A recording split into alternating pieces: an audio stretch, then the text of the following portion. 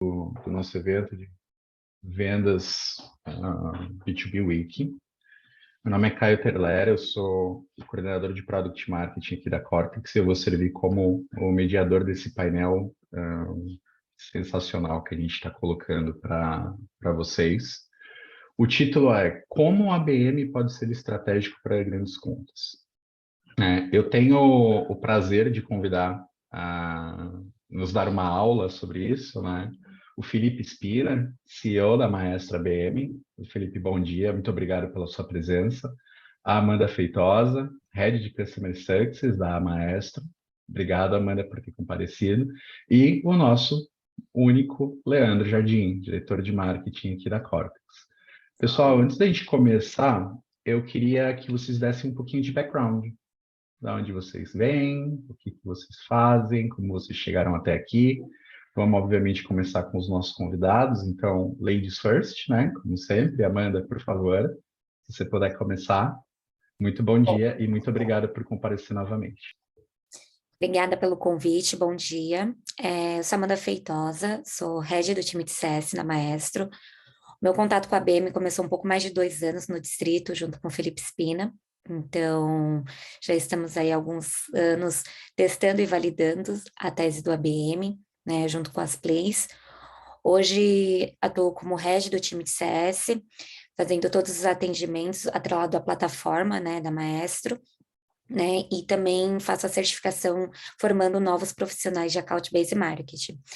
E o legal é que eu já trabalho com vendas B2B um pouco mais de 5 anos, sempre o meu foco principal eram empresas tradicionais, então trabalhei bastante tempo como Insight Sales, Inbound Marketing, e aí um pouco mais de 2 anos migrei agora para o ABM, onde estou super apaixonada, e cada vez mais estamos aí validando a tese que o ABM é a chave para grandes contas. Um prazer. Obrigado. Felipe, por favor. Boa. Não tem como se apaixonar, né, pelo ABM, né, Amandinha? Muito bom dia, pessoal. Obrigado aí a presença de todos. Obrigado a Cortex pelo convite. Todo mundo aí, a gente já vem se falando há algum tempo. Acho muito legal essa sinergia. Sou Felipe Spina, sou CEO e co-founder da Maestro. A gente é uma plataforma de orquestração para as vendas complexas, então a gente consegue mensurar o ciclo de vendas, aumentar a produtividade e ter uma inteligência para poder melhorar o processo em grandes contas, como a Amandinha falou. Então, acho que, lembrando que a gente começou esse ano, né, a gente ainda está bem no começo, fizemos uma captação, estamos buscando uma rodada. Oi? Alguém falou alguma coisa? Acho que alguém entrou aí. O microfone aberto. Tô com o microfone aberto. Boa. Se puderem mutar aí, ia ser bom. Bom, e aí a gente está construindo uma questão, né, que acho que é o tema da nossa conversa hoje, né, sobre vendas complexas, ABM, como planejar para o ano que vem, time. Então, não quero dar spoilers, então a gente vai conversar bastante aí. Muito obrigado aí pelo convite. Obrigado a você. Leandro. Prazer, pessoal. Eu sou o Leandro, sou o diretor de marketing aqui da Cortex, né? A Cortex, como vocês sabem, né, é uma empresa que tem uma solução que atua aí na jornada, né, de marketing e vendas, então desde a construção de reputação da marca até o trabalho de geração de demanda, propensão, né, busca de contatos, da área de inteligência de vendas, né, B2B. E nessa solução nossa, né, a comunicação com a IBM é muito, muito forte. Mas também a gente aqui, né, no marketing da Cortex, trabalha já há muitos anos com diferentes ondas de ABM, né? A gente veio também, eu gostei de como a Amanda falou, de validar a tese, né? A gente também, numa lógica bem MVP, vamos dizer assim, né? Experimentou também diferentes formatos de ABM, né? Desde o one-to-many, né, ao one-to-one, e a gente vem evoluindo também esse processo ao longo do tempo, com a parceria, claro, do grande Felipe Spina, né? Professor, escritor de livro que eu já li também, aprendi bastante, né?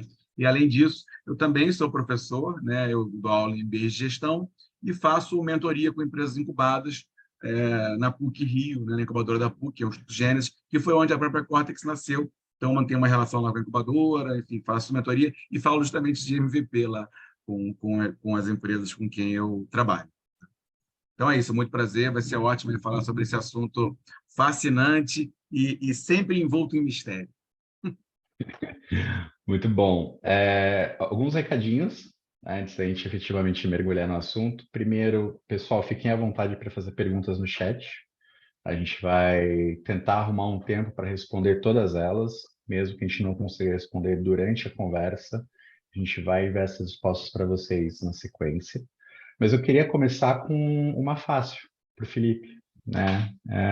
ABM, Account Based Marketing, marketing baseado em contas. Onde vive, o que come, do que se trata? Boa, né? É uma pergunta, vamos começar, né, pelo básico, né? Eu acho que a gente vem numa era que a gente vem tentando encontrar modelos, né, para adquirir clientes, trabalhar com uma experiência. E eu trabalhei, eu esqueci também na minha apresentação de falar que eu trabalhei na RD Station antes, né? Então, eu trabalhei 4 anos na RD, que a RD, passei por várias fases da RD Station, né? E a gente trabalhava numa metodologia chamada Inbound Marketing, né? Que eu acho que muitos de vocês devem conhecer. Inbound é uma estratégia fascinante também, né? Porque você cria toda uma estratégia, você cria materiais ricos, mas quando me deram um desafio para vender para grandes contas, eu percebi que era diferente, né? O modelo de negócio, porque grandes contas não iam só baixar material. A gente não tem que esperar só o cliente baixar material. Como que a gente entrega valor para as contas que está dentro do nosso perfil ideal de cliente?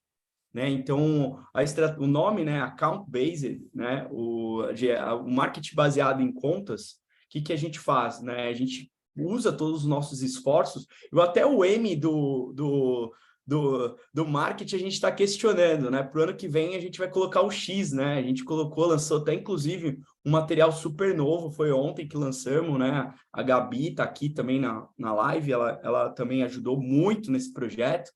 A área de conteúdo, né? Ela é head de conteúdo, a Amanda. Então, a gente acredita muito na experiência, não só marketing como vendas, mas como experiência, né? Então, o M, né? A gente está querendo não só mudar, que é a área de marketing. Obviamente, a maior parte é marketing que produz essa área, mas a gente acredita muito. Então, em linhas gerais, a gente acredita que o marketing baseado em contas, a gente define as contas que a gente quer trabalhar e foca. Né? Então, a gente foca nessas contas com mais profundidade, com mais qualidade, para não desperdiçar dinheiro, marketing, vendas e todo o budget com empresas que não poderiam ser clientes nossos. Né? Então, basicamente, a gente cria uma lista de desejo de empresas que a gente queria ter no nosso portfólio, empresas que são do nosso total addressable market, né? No nosso marketing... como é que traduz isso? Marketing endereçável, né? Empresas que a gente poderia vender. Do mercado total endereçável. O mercado total endereçável. É sopa de letrinha, né, Felipe?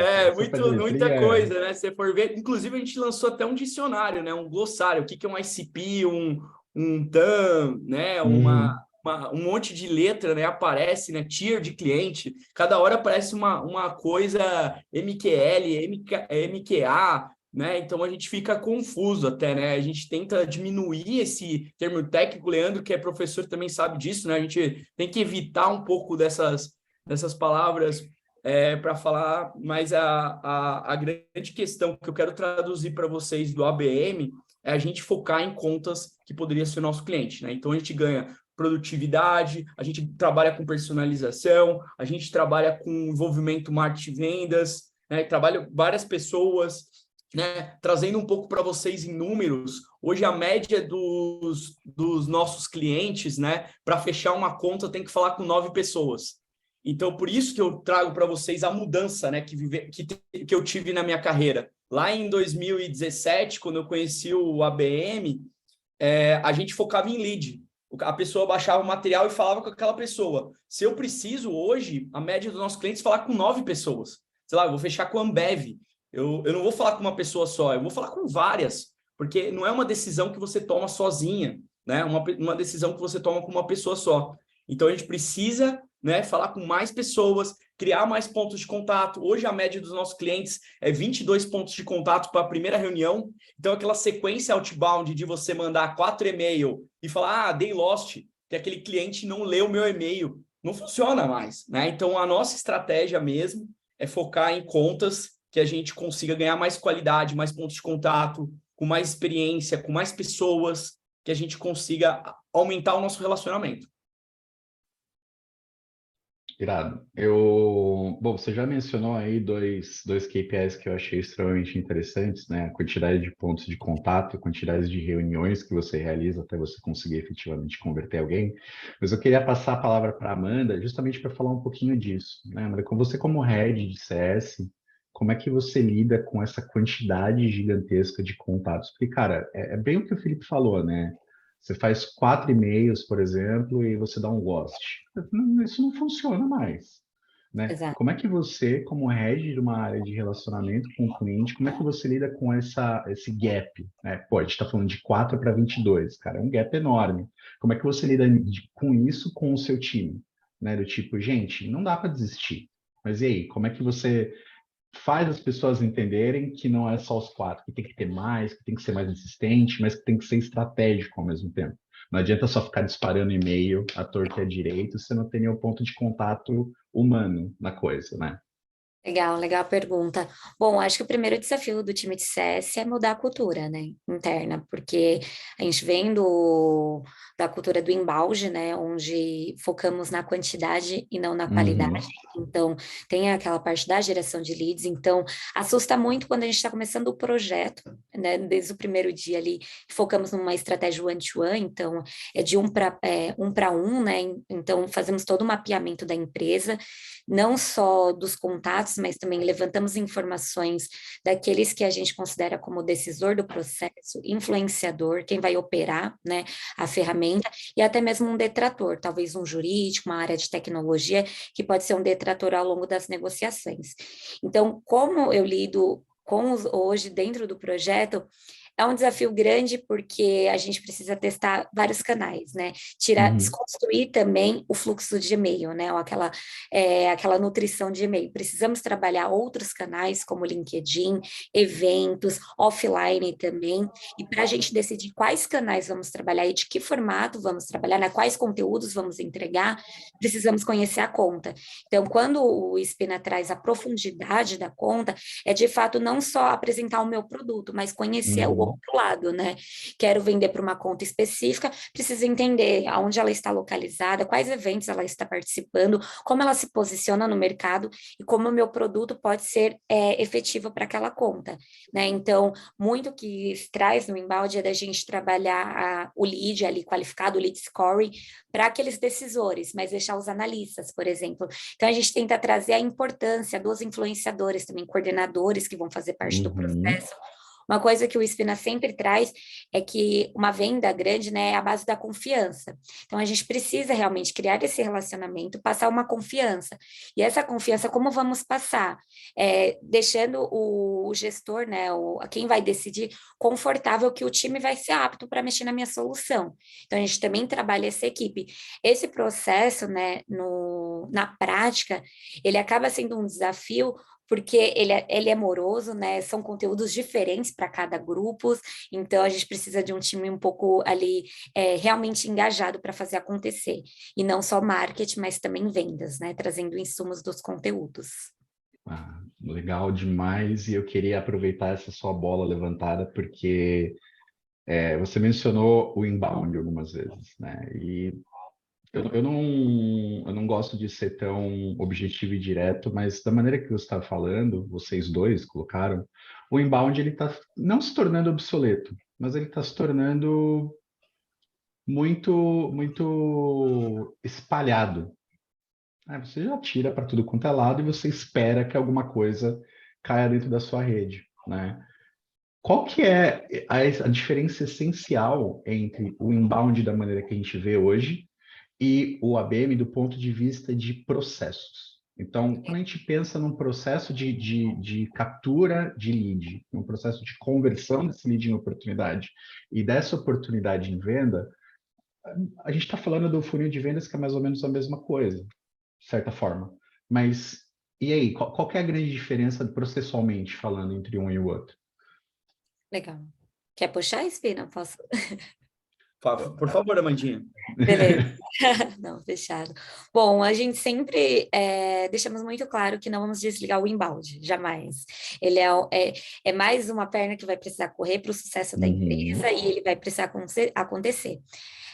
O ABM, ele vem muito para grandes contas, né? Então, tiers menores, né? Então, produtos que você tem menores ali para a oferta, talvez o embalde faça sentido, porque é uma decisão mais rápida que vai acontecer, uma automação de e-mail, o trabalho ali já feito com o embalde, ele consegue entregar os resultados para tiers menores, produtos, né, que têm valores, a comercialização, ela acaba sendo mais fácil. Agora, grandes contas, quando a gente fala ali de uma venda de 500 mil, uma negociação que vai passar por jurídico, compras, outras áreas, não vai ser um e-book que vai convencer o meu gestor de tecnologia, por exemplo, a fechar o meu contrato.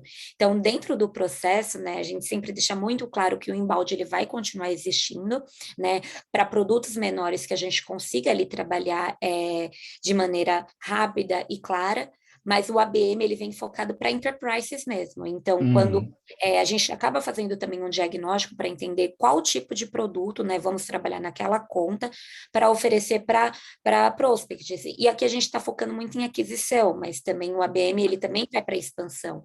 Clientes que têm um ticket alto, que eu quero retê-lo, que eu quero fazer um upsell ou cross-sell no meu produto, também o ABM ele acaba entrando, né? Que é uma das nossas apostas para os próximos anos.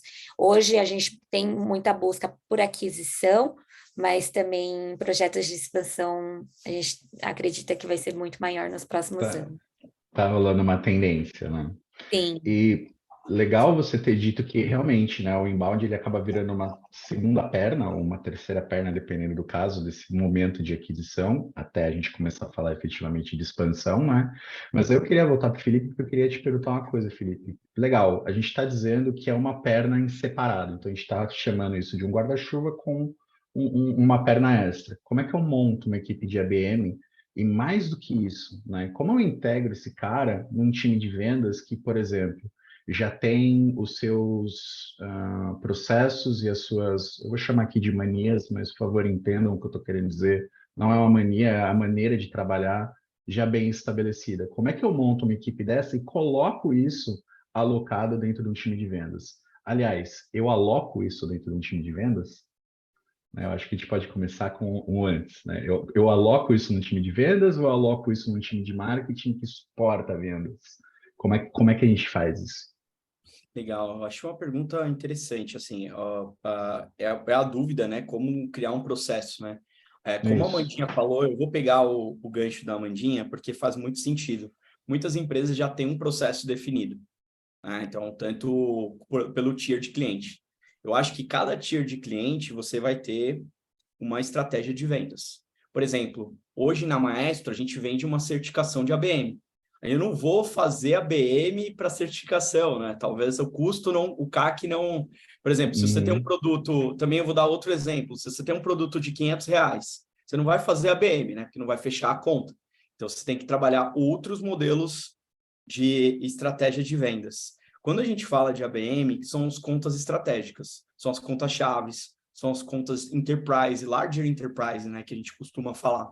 São as contas que seriam mais trabalhosas, com maior ciclo de vendas, com maior número de pontos de contato, maior número de reuniões, e dá mais trabalho. Seriam contas que você demoraria muito para fechar, né? Então, a gente trabalha muito, seriam as contas, basicamente, sua lista de desejo. Assim, nossa, quero muito ter esse cliente no meu portfólio, né? Então, a gente trabalha. Então, como a gente vê na estrutura de time, quando a gente define por tiers, vai ter o vendedor que vai fazer outbound, vai ter vendas que vai trabalhar o inbound, leads que vem, né, por preenchimento de formulário e qualificado pelo time de marketing, né, que vira uma MQL, uma SAL, entra no processo comercial, ou então, né, tem parceiros, vendas diretas, depende do tipo do que trabalha. Quando a gente fala numa estrutura de ABM, a gente costuma falar que a gente cria um layer a mais, né, que é uma camada para trabalhar o ABM. Então, a gente não para a estrutura que o cliente está trabalhando,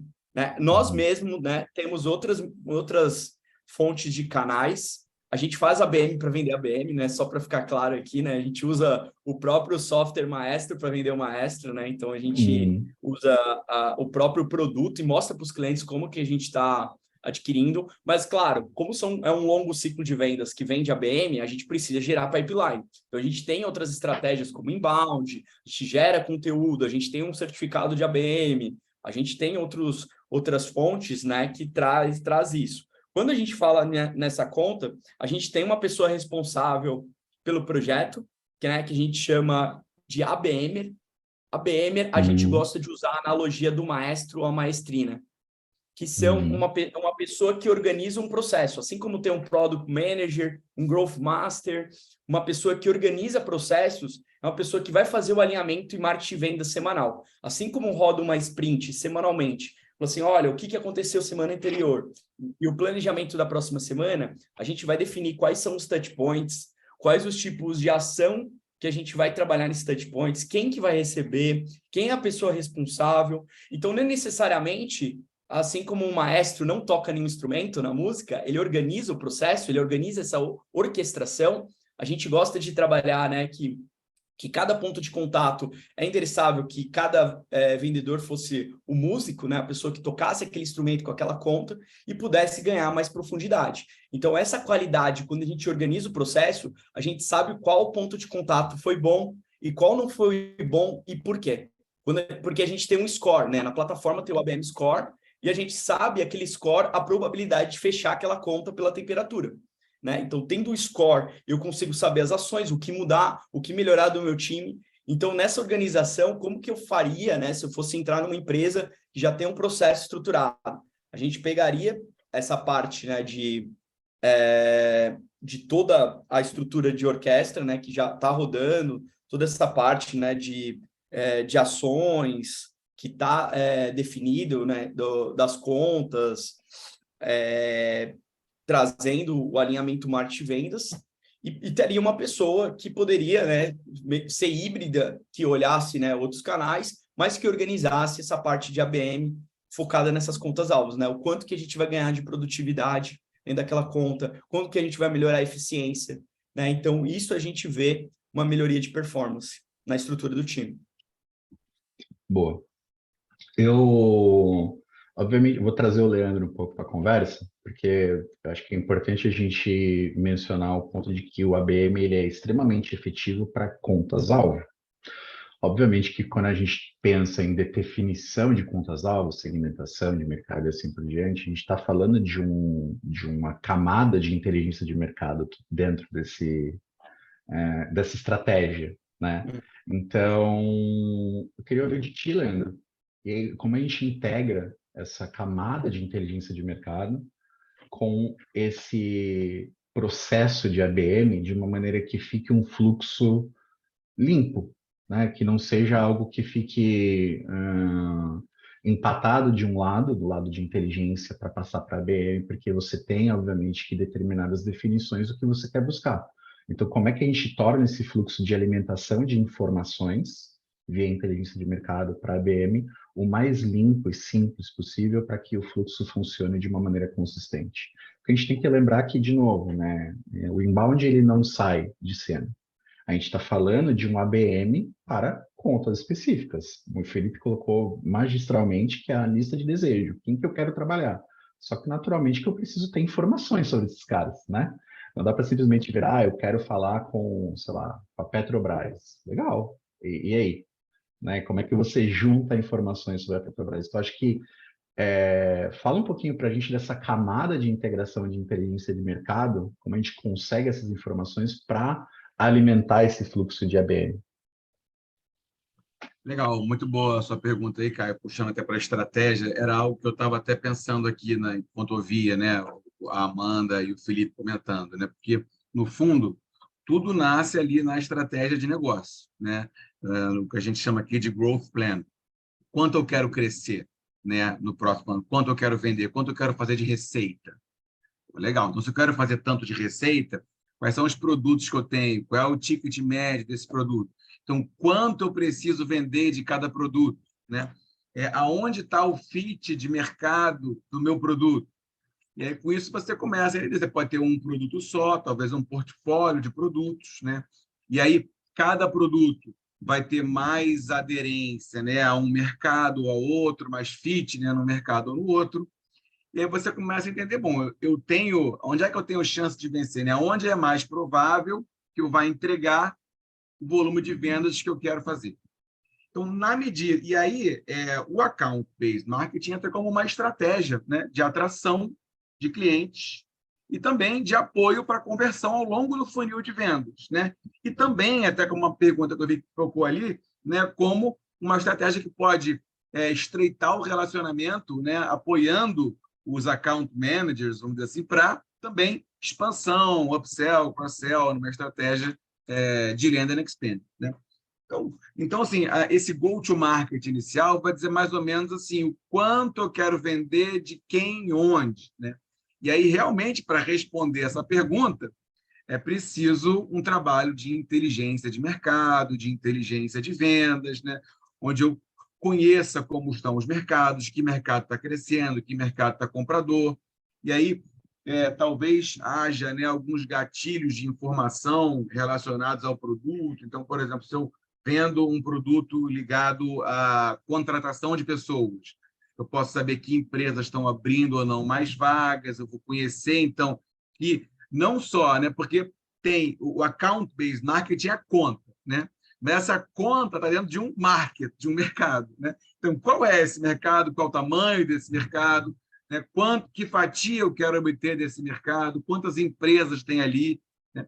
E assim, até falo disso assim com bastante desenvoltura, vamos dizer assim, justamente porque a solução de inteligência de vendas da Cortex atua nesse exato momento, né? Ajudando a definir o ICP, né? Ou seja, o cliente ideal, né? Para não usar aí as siglas, como o Espina já puxou, né? Entendendo qual o tamanho de mercado, eventualmente posso identificar que, olha, onde eu tenho o maior direito de vencer, o maior fit, legal, vou atacar, mas ali pode ser que não dê conta do quanto eu quero vender no total. E eu preciso explorar outros mercados. Que mercados se assemelham? Né? Como é que eu posso...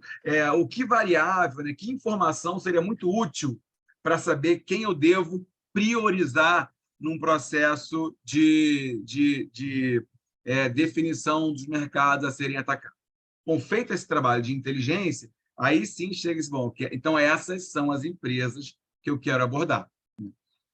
E aí, para abordar as empresas, existem múltiplas estratégias. Qual é a melhor estratégia? Né? Não tem uma resposta pronta. Então, na medida... Então, vai ter o account-based marketing, o account-based experience, como eu gostei mesmo ali, né, que eles estão trabalhando, porque realmente é uma abordagem de criar relacionamento, de criar experiência, né? E aí vai ter o inbound, vai ter muito... E mesmo o account-based marketing, a gente sabe, ele não é uma coisa só, né? Eu posso fazer um account-based marketing one-to-one, que é o que a gente vem falando muito aqui, mas posso fazer um one-to-few, um one-to-many, né? E aí já... Só para encerrar aqui, né, exemplificando um pouco como é que a gente se organiza aqui na Cortex. A gente entende, né, a nossa estratégia, né, a nossa pirâmide, como tendo quatro abordagens, né? O one-to-one, e aí o one-to-one para a gente vai fazer sentido quando forem, né?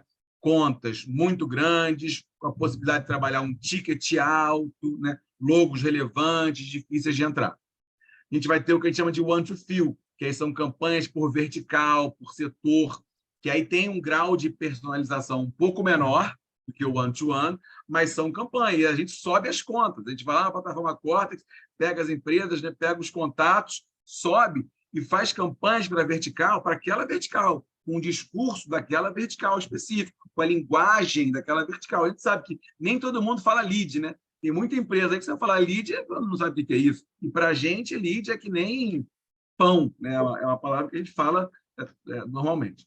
Aí tem também, a gente chama do one-to-many, que é um account-based marketing. Por quê? Porque a gente sobe as contas todas, né? E vai fazer campanha para aquelas contas, para contas nomeadas.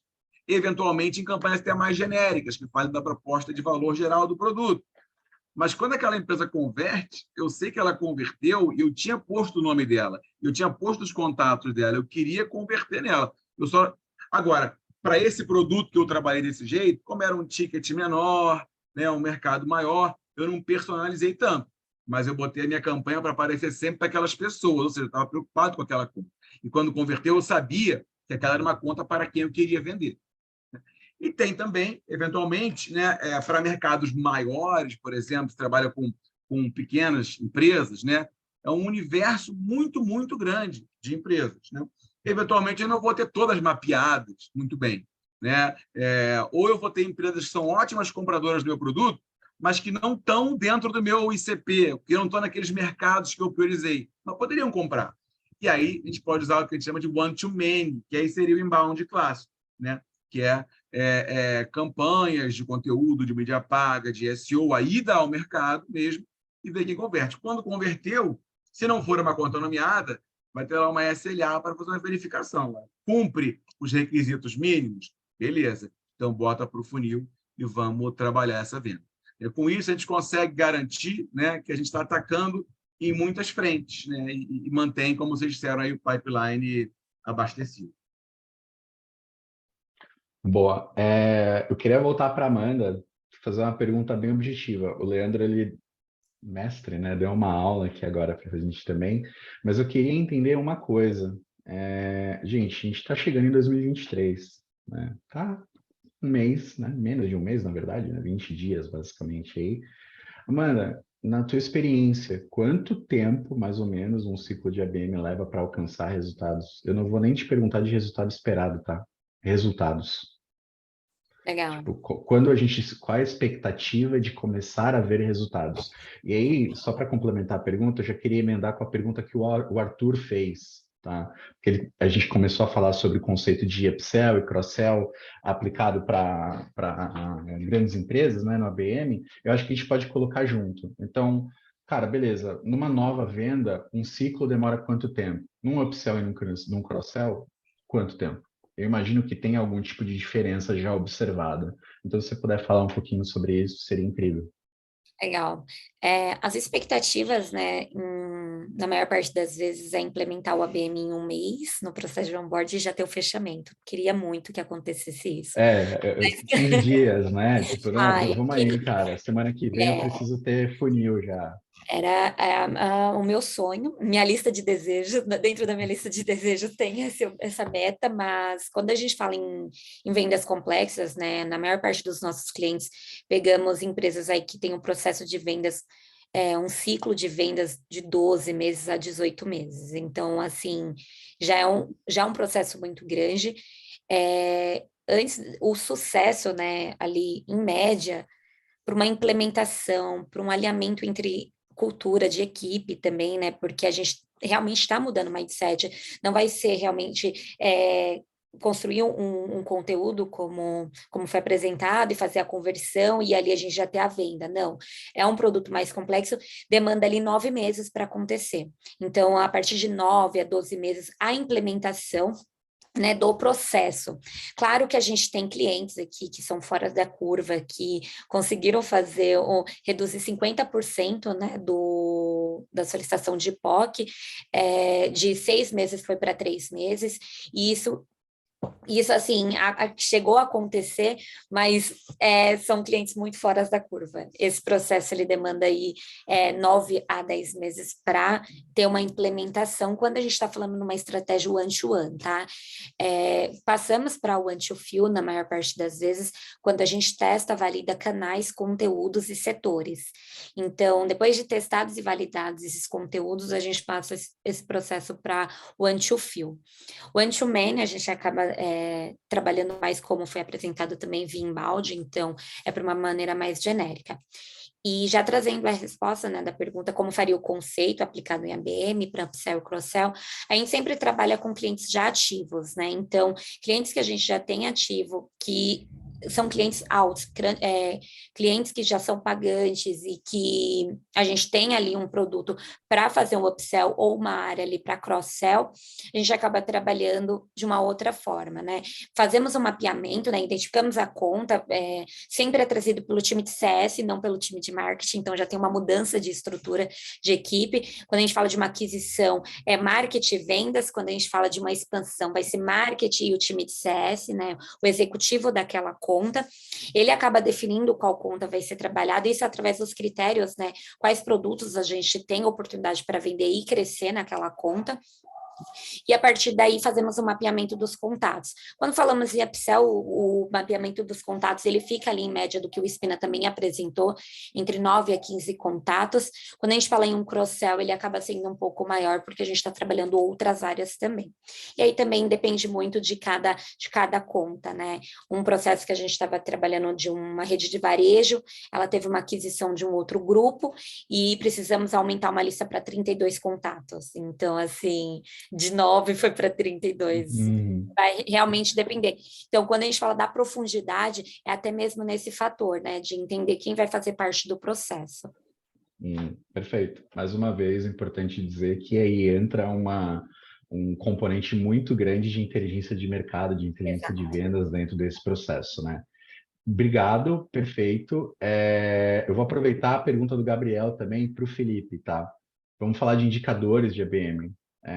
Cara, a partir de qual ticket médio faz sentido estruturar uma operação de ABM, considerando o stack de tech, time e funcionamento? Aí eu acho que você pode falar um pouco sobre indicadores, então, o que a gente busca olhar dentro de uma estratégia de ABM e qual que é o stack padrão. E aí, por stack, eu estou falando tanto de tecnologia, quanto de time, quanto de valores, enfim. Não, perfeito. Eu acho que eu só vou pegar um pouco de um fator que é importante, né? Muita gente está planejando 2023 aqui com uma pergunta e esquece que a ABM demora para poder fazer toda essa estrutura. Isso é muito importante. Então, eu ia fazer a provocação para vocês, porque eu já venho trabalhando com isso há muito tempo, né? Então, antes de eu montar a Maestro, a gente tinha consultoria e muitos dos clientes chegavam para mim e falavam, nossa, por que eu não implementei antes? Por que eu não fiz antes? Ele espera passar o carnaval para implementar a ABM. E a pior coisa que vai falando, putz, porque só vou ter resultado no final do ano.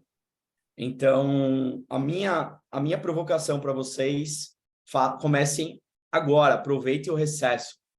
Aproveite dezembro para poder fazer isso. Estrutura o time, começar a olhar as contas, a lista de contatos, a planejar o tipo de ação, os touch points, e preparar isso com alguns testes, porque não é do dia para a noite, né? Então, mesmo com uma conta nova que a gente for estruturar, não é do dia para a noite, a gente precisa desenvolver pessoas para poder fazer isso. E respondendo a pergunta do Gabriel, a gente sempre olha, né, todo o stack que a pessoa tem, né, todo esse desenvolvimento.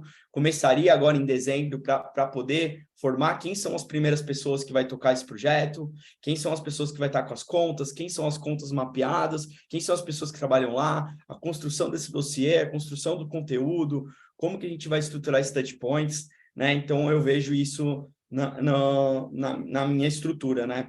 É óbvio que eu vou puxar a sardinha para o meu lado, né? O stack básico é a Maestro. Com a Maestro você não precisa mais nada. A gente resolve todos os problemas da sua vida, tá? Leva até filho na escola, né, Amanda? Se bobear. Eu levantei a bola, você devia cortar, tá? Perfeito. Então, quer dizer que tem os dados de mercado para fazer o trabalho de inteligência de vendas lá e os contatos também para poder depois seguir na prospecção?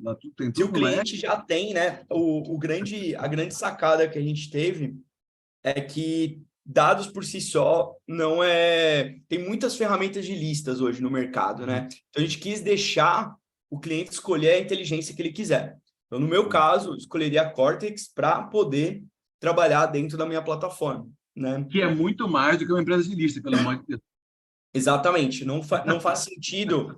O cliente tem que escolher, porque assim, se você der um search no LinkedIn, você consegue saber as pessoas que trabalham naquela empresa. O que você precisa saber é informações que não estão lá, né? Por exemplo, a Amanda consegue extrair o time de futebol, o carro que a pessoa tem, o signo, tem tanta informação ali que não existe tanta inteligência assim que a gente pega, mas é muito interessante a gente construir essa parte, né, no detalhe, né? Então, o que a gente vem fazendo é montar essas ações, né, para orquestração, né? Porque isso que o nome da empresa é Maestro, né? Orquestrar os touch points. eu tô puxando sardinha para o meu lado, mas é porque sempre fiz isso de uma forma que não era da melhor maneira, né? Muito amadora e não estava sendo para nós tão eficiente. Mas eu acredito, se o cliente já sabe o perfil ideal dele, pega uma inteligência como vocês da Cortex, começa a orquestrar e começa a entender os pontos de contato. Aí foi a pergunta que o Caio fez, dos KPIs. O ciclo de vendas, quantos pontos de contato até a venda, quantas pessoas participaram do processo, qual foi o melhor ponto de contato, né? Qual a performance por ponto de contato das pessoas que estão isso. Então, a gente consegue ter um processo eficiente, aí torna escalável. A maneira que você tem um processo, você consegue replicar nas contas e consegue entender a previsibilidade de quantas contas vão fechar, isso para nós torna um processo que não depende só de uma pessoa e consegue tornar que a empresa inteira consiga rodar um roadmap disso de produto. Então, eu vejo colocar no stack, né, ações, né, de inteligência, lista, orquestração, né, para a ABM, que dá super resultado, né? Então, a gente consegue provar um retorno sobre o investimento de uma forma muito fácil, uma forma muito eficiente também, e consegue entender cada milestone que está sendo implementada dentro desse processo. Legal demais, e daí eu queria emendar essa pergunta numa pergunta um pouco mais objetiva. Como é que a gente faz uma play de ABM? Por onde eu começo? Eu acabei de começar, eu tenho uma lista de clientes ali incrível, eu quero vender só para... Eu vou continuar na minha temática de mineração e petróleo, eu só quero vender para Petrobras, para BP, para Exxon. E aí, como é que eu faço a play? Legal, eu vou fazer aqui, e a Amanda pode me complementar. Primeiro, né, você saber quem é o cliente, né? Como eu falo, né, quem fala com todos não fala com ninguém. A gente gosta de trabalhar com profundidade.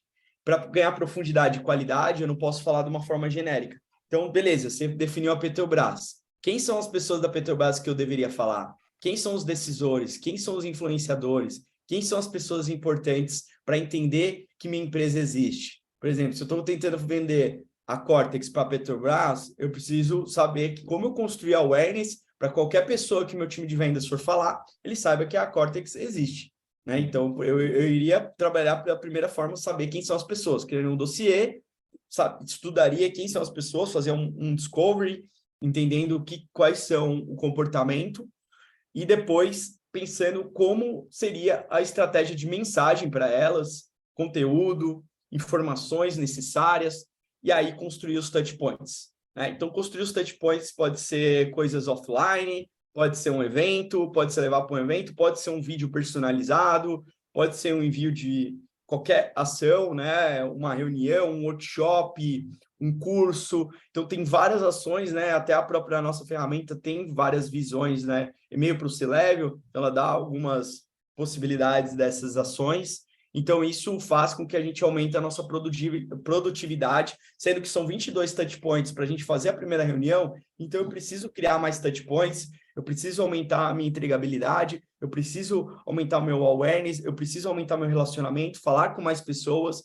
Então, eu vou construir toda uma orquestração em base essa play, né, que é a música, né, tocar essa música até o final. E para eu terminar esse concerto, eu preciso que orquestre de uma forma efetiva.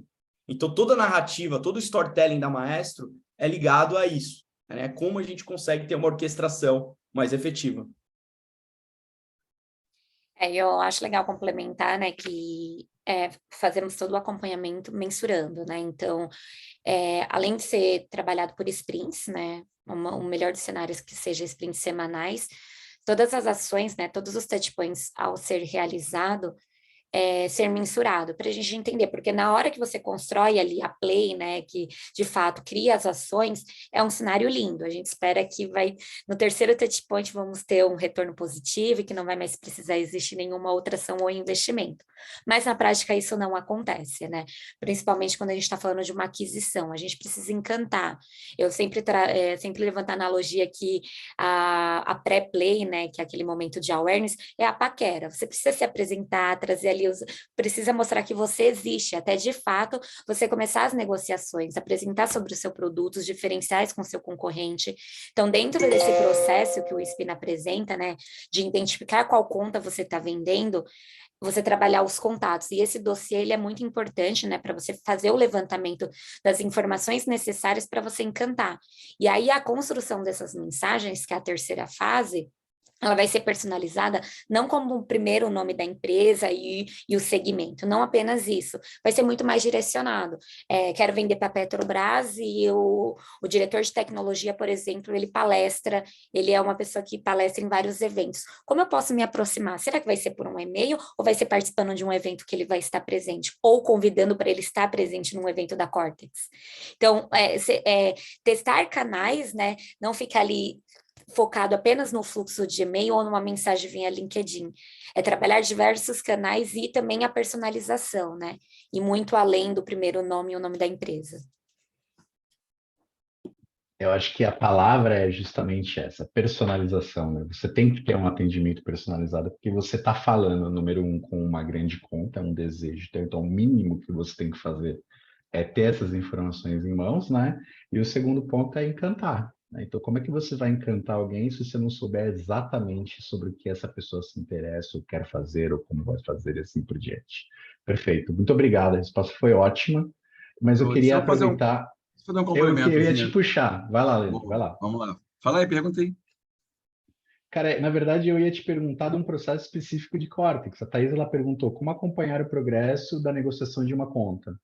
Como é que tu, como diretor de marketing, atua nesse acompanhamento de negociação, tendo em vista esse processo de ABM? Legal. Vou então fazer antes aqui o complemento, né? Porque tem a Por favor. personalização, né? Que realmente ela é muito relevante, e aí você começa a se relacionar, né, com a conta. E aí eu acho que é importante a gente começar a pensar nos gatilhos, né? Porque porque a gente falou assim, encantar, mas encantar é uma coisa meio subjetiva. O que é encantar, como é encantar, né? E no fundo esse encantar é você trabalhar alguns gatilhos ali de autoridade, de reciprocidade, né? E aí aqueles gatilhos clássicos da influência ajudam muito, né? Então você eventualmente convidar a pessoa para falar no evento, né? A pessoa fala, poxa, né, eles estão me ajudando a me vender, né? Eventualmente um brinde bobo, né, uma coisa que não vai cair no compliance, mas gera ali, fica na lembrança, gera uma questão afetiva, eventualmente. Então eu acho, meu 2 centavos ali dessa conversa das plays, eu acho que pensar nos gatilhos, eu acho que ajuda muito para a gente, né? O que deu mais certo foi quando a gente criou, né, situações valiosas para quem estava prospectando ali, né? Que é um pouco a herança da mentalidade do marketing de conteúdo também, né? Que é você gerar valor. Sim. Bom, e aí o acompanhamento, a gente aqui, né, ainda não está usando Maestro, então a gente acompanha via os KPIs ali do HubSpot, né? Então, a gente aqui não tem, então, um olhar de conta, mas a gente tem um registro se aquele lead que está andando, né, ele é uma conta nomeada ou não, então a gente consegue acompanhar isso.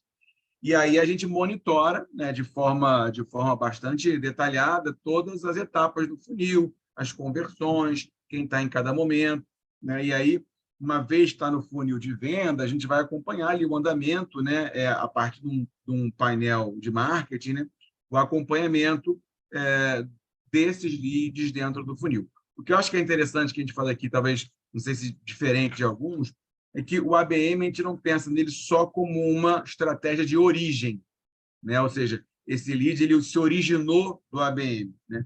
Ele também é uma estratégia de influência. Então, a gente trabalha campos de influência para olhar, olha, eventualmente foi o sales rep, né, o vendedor que trouxe esse deal, ou ele veio por outbound. Só que a gente, né, rodou campanhas de ABM para gerar relacionamento, para disparar gatilhos, e aí ele foi e converteu, virou uma venda. Então, essa venda, se a gente for querer olhar só para a origem seca, pode ser que não seja uma origem ABM. Mas se a gente pensa também no ABM como uma estratégia de influência, né, são outros tipos de análise. A gente consegue perceber o valor do ABM para apoiar, né, o funil. né, para aumentar a conversão ou para acelerar a conversão, que são objetivos também para os quais o ABM pode ser bastante útil.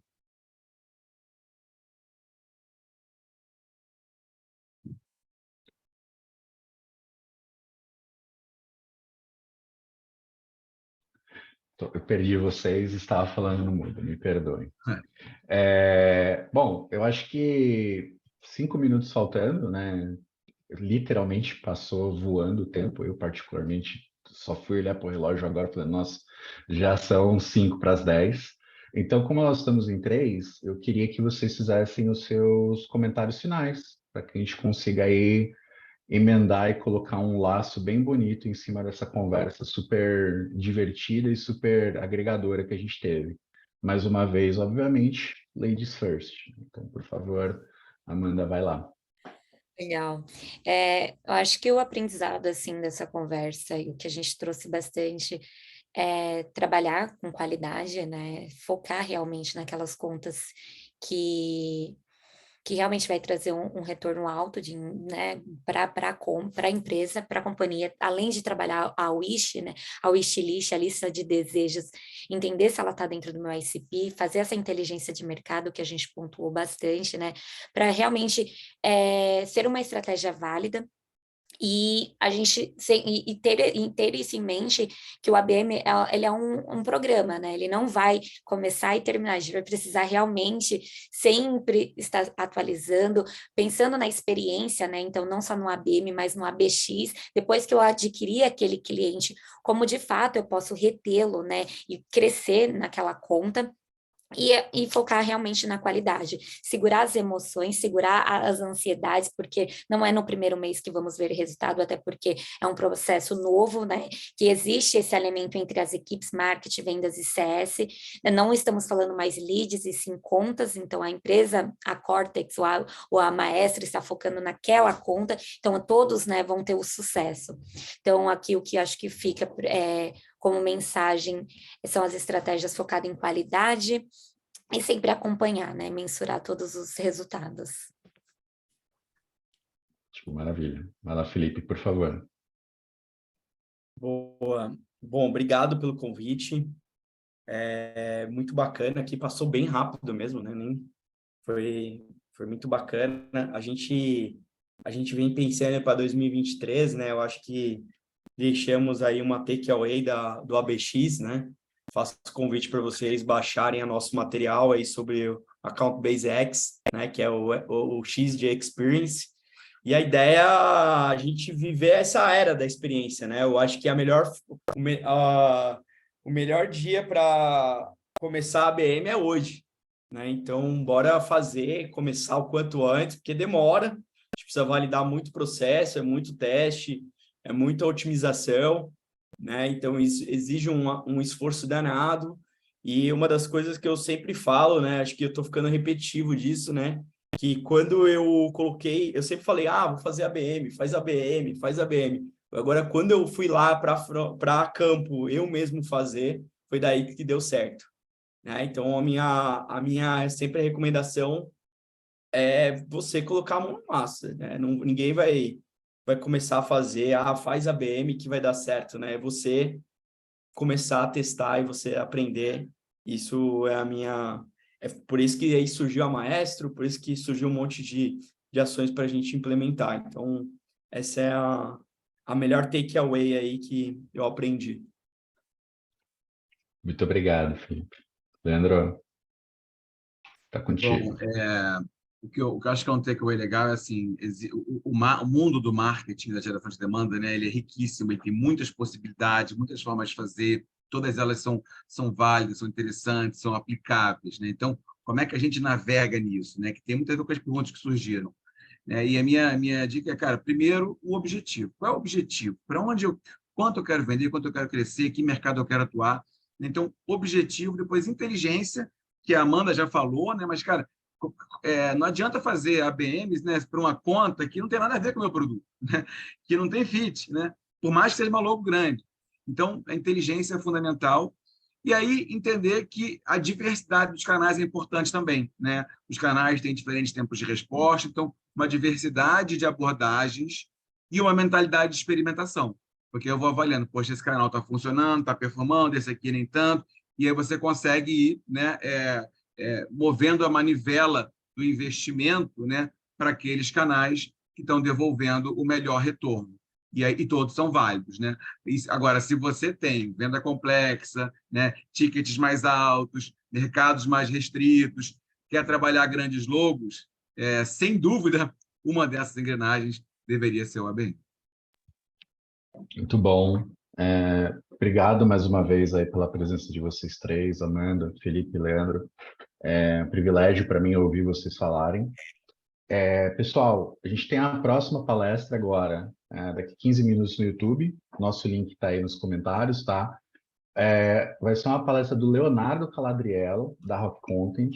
Ele vai falar sobre inbound marketing. Então, é a oportunidade ideal de amarrar um assunto no outro, né? Ferramenta poderosa para educar e engajar comunidades. Mais uma vez, obrigado pela presença de todo mundo. Obrigado pelas perguntas. Painel, muito obrigado por vocês compartilharem esse monte de conhecimento com a gente e nos vemos numa próxima. Muito obrigada.